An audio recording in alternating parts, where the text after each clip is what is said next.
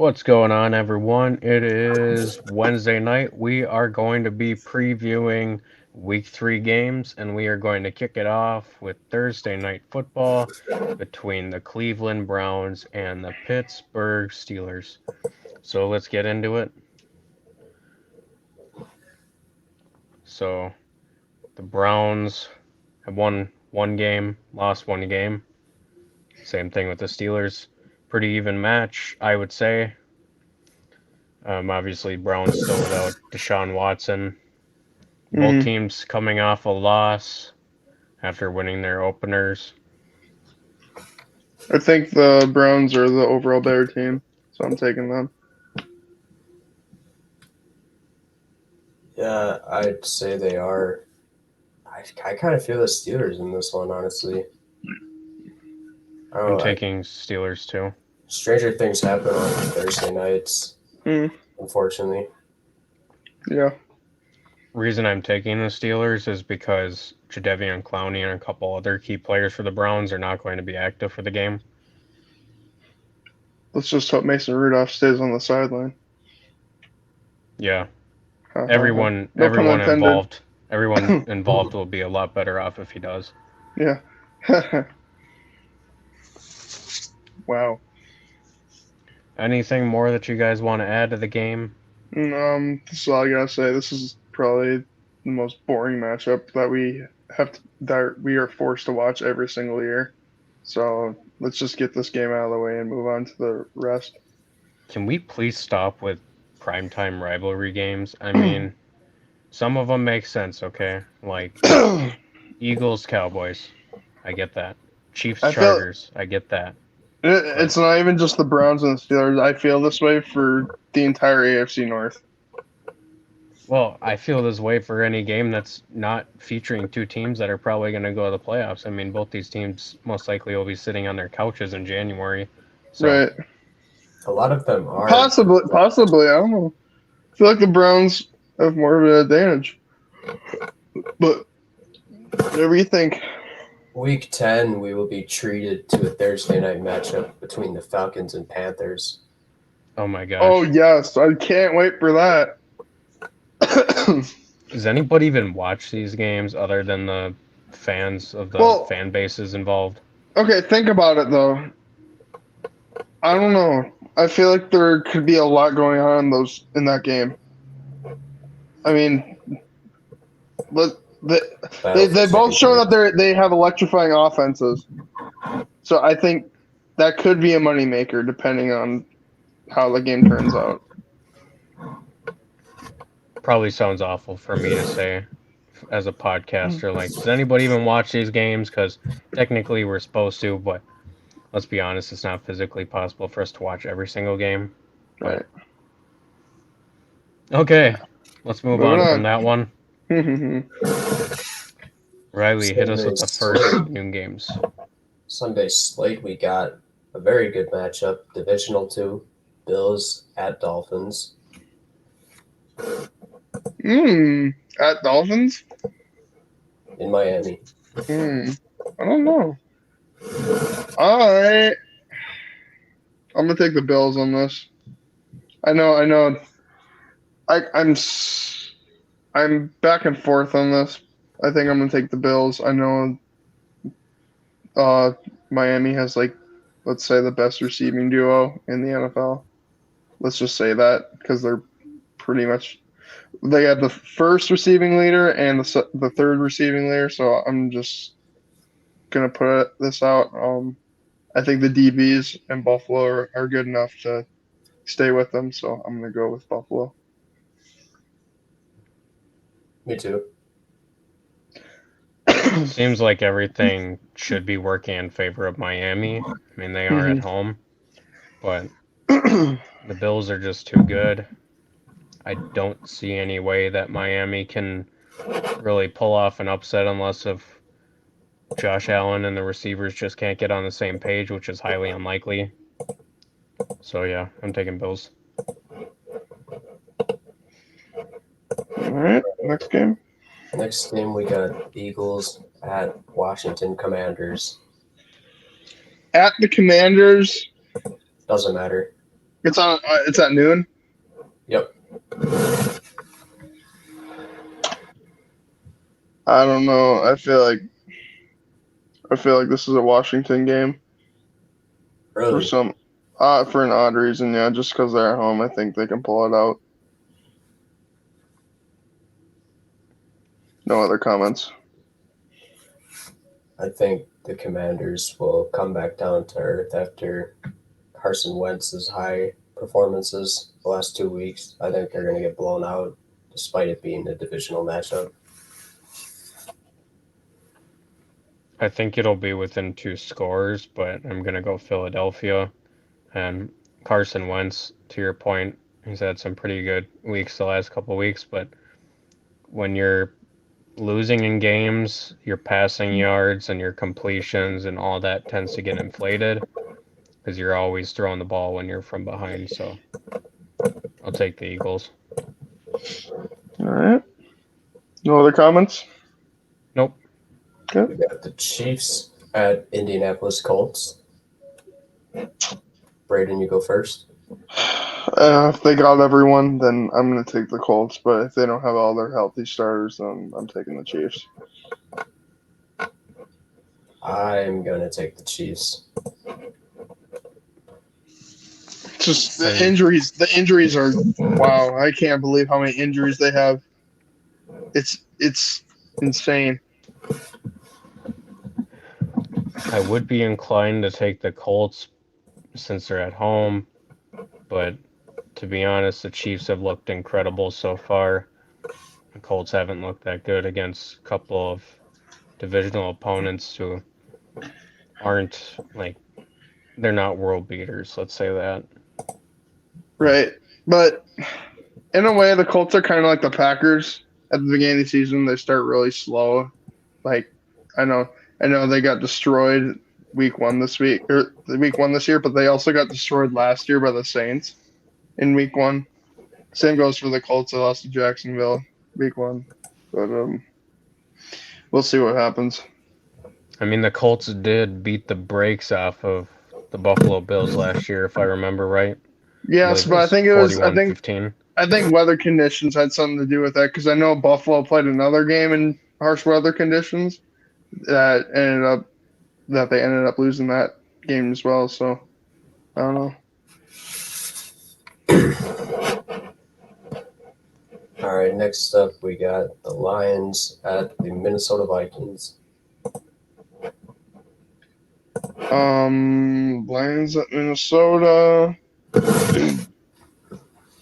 I don't know. I think the Lions got something going, but just to keep it safe, I'm going to go with the Vikings because they're at home and that's one of the toughest places to play. I'm going to say this will be similar to the Eagles-Commanders matchup. Commanders and Lions both played each other, and I think this will be a similar outcome to what I just said. I think the Lions will come back down to earth. I don't think any of them will have a great game. I think this is going to be a shootout. It's probably going to be something in the 30s for both teams. Detroit, their defense looks pretty bad so far. Their offense looks incredible. But I feel like it's going to be one of those games where playing on the road for the first time for the season, I don't think the Lions are going to do it, but this is a game that really concerns me as a Vikings fan. I think the spread on the game right now is about 6 points. Vikings are favorites.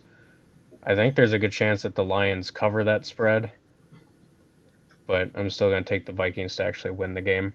If this was the week 1 matchup, would you have taken the Vikings? Yes. Like straight up, no like worries or anything like that. You'd take the Vikings? Yeah. Okay. Just My because decision really wouldn't change on that. I feel like the defense for the Vikings will readjust back to how it was against Green Bay. I think Really Detroit's offense the first couple of games really scared me.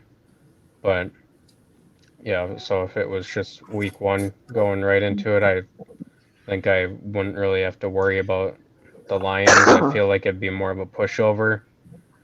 But I don't think we're going to have that now. I think it's going to be a really close game.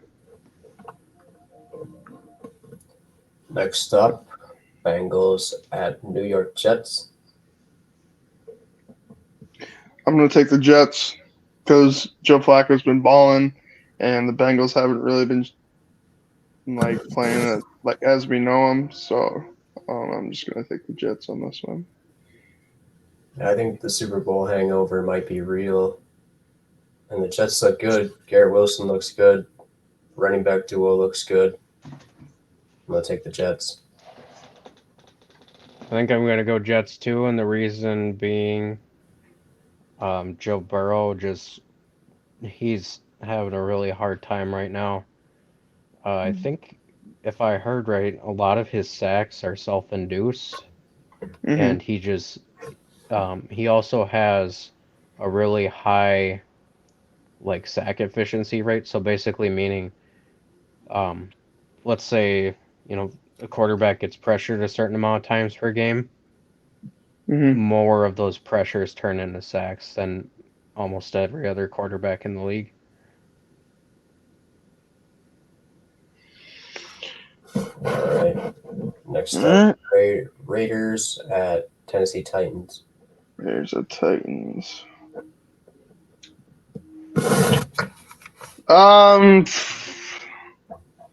Let's see. You guys think Malik will start?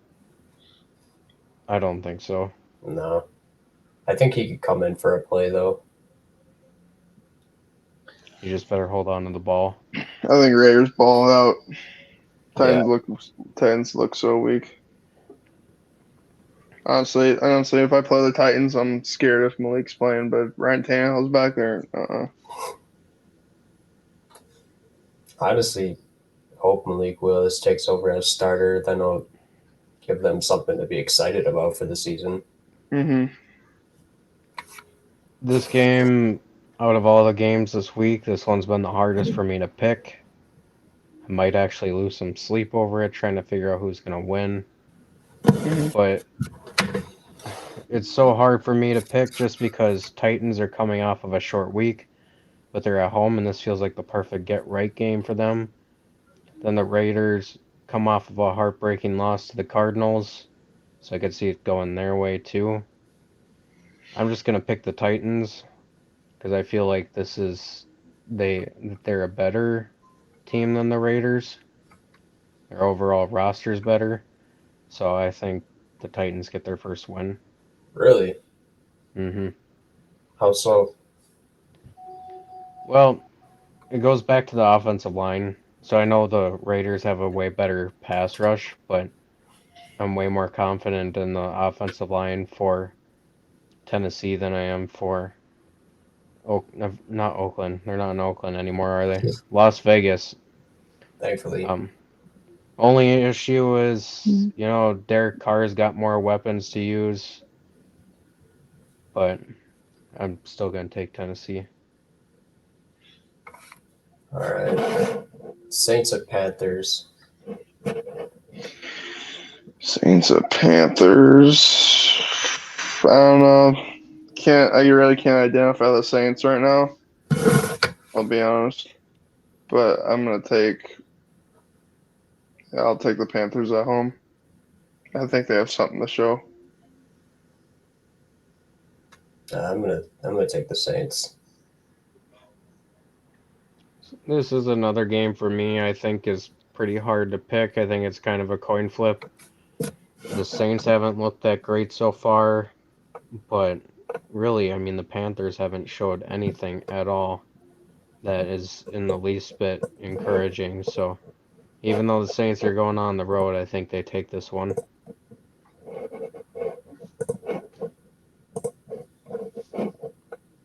All right. Ravens at the New England Patriots. Oh, I'm taking the Ravens. Yeah. I think they walk all over the Patriots. Years past, it's shown that too. Lamar basically owns Belichick. If this was a week one matchup, I'd be a little scared for the offensive side of the Ravens, but I'd be a little more confident in the defense. So I think the game will probably be like maybe 20 in the 20s, and they'll probably give up like a touchdown, maybe a field goal. I'm going to take the Ravens. I feel like this is a game that somebody who's analyzing it could probably look way too much into. And I don't think you need to look that hard at it. I think it's the Ravens. We saw what Miami did week 1 to New England, and then we saw how Miami and Baltimore played last weekend against each other. New England just simply doesn't have the offense to keep up with. Indeed. All right, the last of our 12 o'clock Central Time schedule, 1 o'clock Eastern. Texans at Chicago Bears. I think the Texans take this one. I do too. At the Bears? No, I'm taking the Bears. Fun fact, before I made my decision on who was going to win this game, I actually checked the forecast for Chicago. Is it going to rain again? It's not going to. That's why I chose the Texans. Wow. If it was going to rain, I think the Bears would take this game, but I think the Texans, they showed some fight against Denver. They obviously showed some fight against Indianapolis. So I think Houston is their first win of the year to go 1-1-1. I think Houston's defense will win them this game rather than the offense. Their defense has been pretty solid so far. I think they could get maybe a pick 6 to give them that edge. Justin Fields. All right, starting off our 3 o'clock midday schedule. Jaguars at Chargers.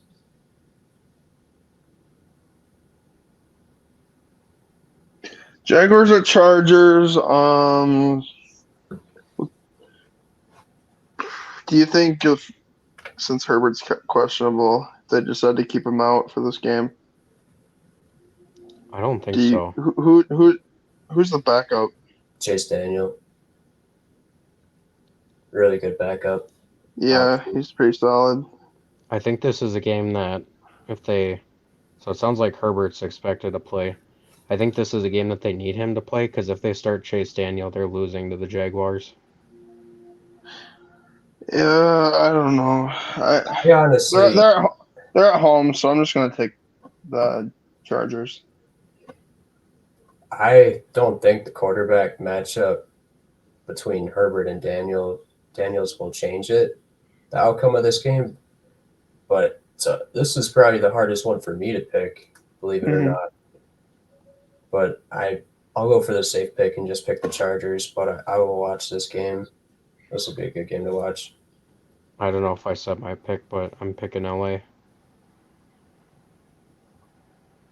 All right. Rams at Arizona Cardinals. Rams at Arizona Cardinals. Rams. Yeah. I don't want to overanalyze it too much. I'd say Rams. If the Cardinals weren't such a suspect team, I'd pick them to win this game. Because the Rams are almost just as suspect as the Cardinals. But I think I got to give the benefit of the doubt to the Super Bowl champions here. I'm going Rams. All right. Great. Probably best matchup of the week. Packers in Tampa Bay against the Buccaneers. Mike Evans will not be attending this game on the field. Rough. Not sure. I have to check the injury report, but if Julio Jones and Chris Godwin missed too, this could be an interesting one even more. Right. Yeah, pull that up before I make my decision. All right. I want to know how much participation they've had in practice. Because if they at least have, they'll have Russell Gage, Scotty Miller, and Perryman. I don't know. Does Cole Beasley even play this game? I doubt it. How is he going to have any of the plays memorized? Could be the punt returner, I guess. It says Chris Godwin, Julio Jones, and Akeem Hicks, non-participants for today. Oh, this is so hard. Who do I take? You know what? I'm Russell gonna take. Gage was good, so was Fournette. I'm gonna take Tampa Bay. I still think they find a way to win this game. Now Tom Brady lets somebody else march into Raymond James and take this. So I'm gonna take Tampa Bay. Yeah, me too. Yeah, I'll take Tampa. What do you guys think will be like the deciding factor in the game? Do you think it'll be like defensive, whoever defense plays better, or run game establishment? I'm gonna go with the run game. I think I like that. I think both teams are gonna have to rely on it heavily. Last week the Packers relied a ton on Aaron Jones, and the week before they relied a ton on AJ Dillon. And playoff Lenny's getting his run too down in Tampa Bay. So Yeah. I think running game is really gonna decide this one, Mm-hmm. especially if neither quarterback really has any viable options at receiver. So yeah, I'm gonna Fournette say run promised game. us. Fournette promised us some more touchdowns, so we'll see. Got another one in the 3 o'clocks, middays. Falcons and Seattle Seahawks in Seattle. Falcons.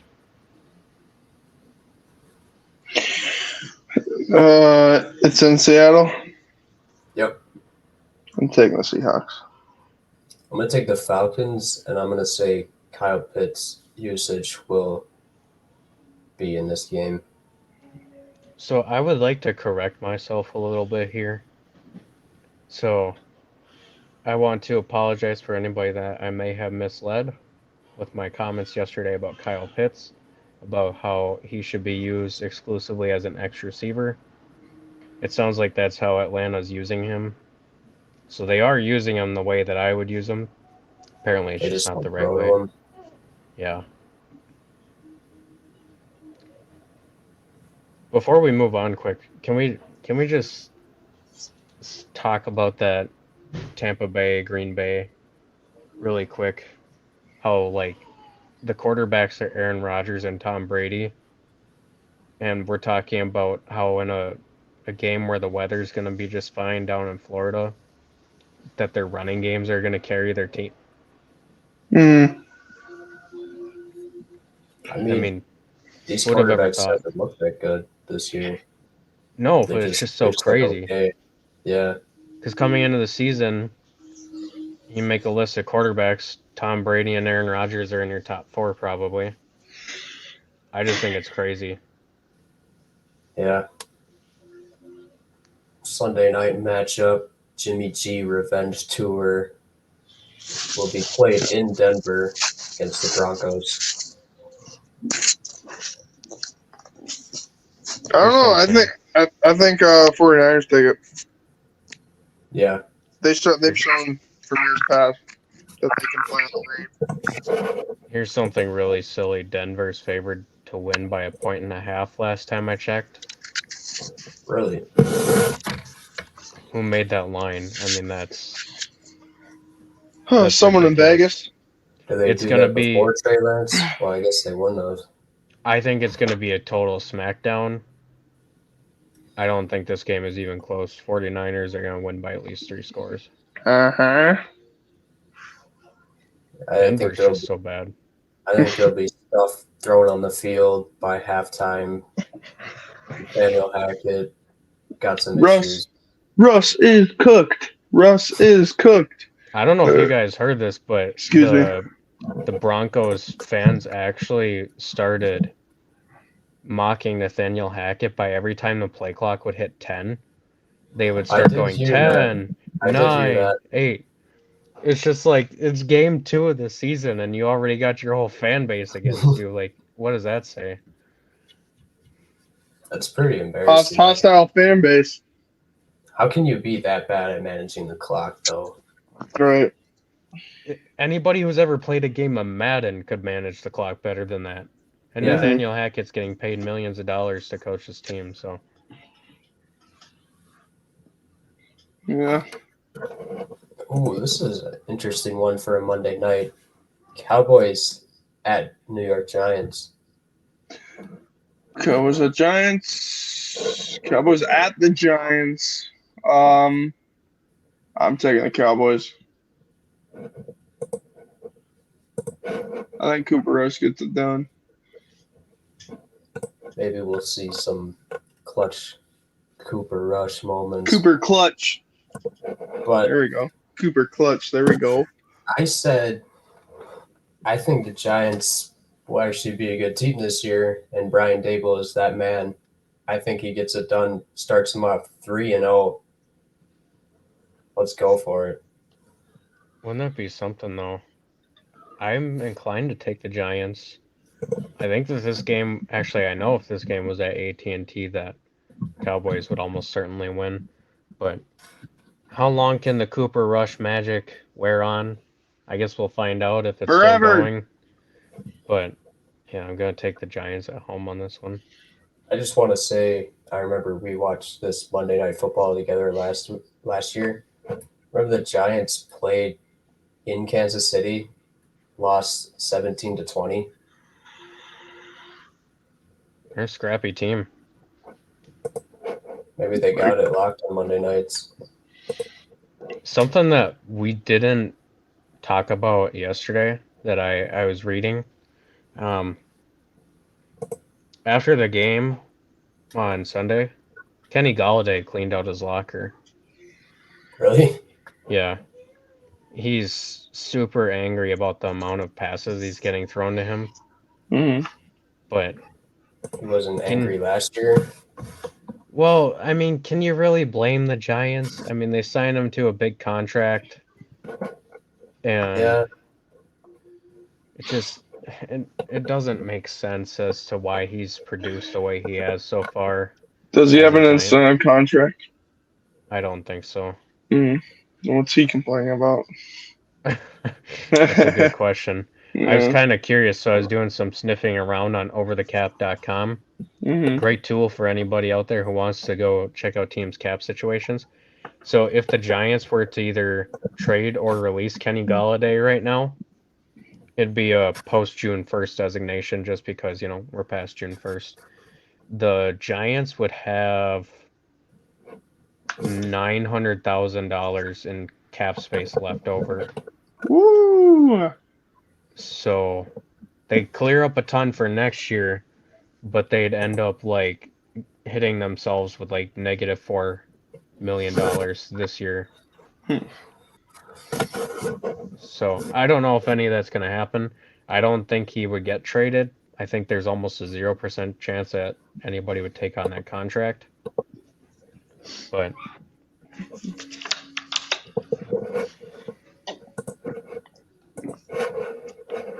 yeah, I don't know. Dude's old too, so yeah, he's not going to get any more money than he's getting right now. So yeah, better be careful what you wish for. I don't know. Maybe he thinks he's going to go the Rams if he gets cut. Well, actually, I shouldn't mock him. Yeah, I was going to say I shouldn't mock him too much. He might actually end up on a good team. Green Bay, Bucs? Tampa Bay. Yeah, Tampa Bay would be a good spot for him. Giants are a good team. Changed my mind. I don't know if this will actually change anything though for him, because we've seen players do this before. I mean, back in 2019, after the Vikings went into Chicago, they lost to the Bears. They lost to a Chase Daniel-led Bears team, by the way. And Stephon Diggs refused to show up to practice the next day. So it's not something new, but I think eventually he'll come back. Can't be mad at Chase Daniel, man. Yeah. One of the best backup quarterbacks to ever play. You ever just think of the millions of dollars that these guys get paid just to hold a clipboard? I'd love to be a backup. I'd love to be a third string quarterback. I mean, if you're Chase Daniel, you maybe play in 2 games a year or something. So there's literally no pressure on you. You get paid couple $1 million literally just to hold a clipboard. He Yep. came in for one snap on that Thursday night last week, and they ran the ball. I was Huh. gonna say was it a kneel down, but no, they lost that game. All right. So we wrap it up. Yep. All right. So thanks everyone for checking us out. Go ahead and check out our video from yesterday where we gave our reactions from week 2. If you could like, subscribe, comment, check us out on Spotify and YouTube. We'll see you guys later. Adios.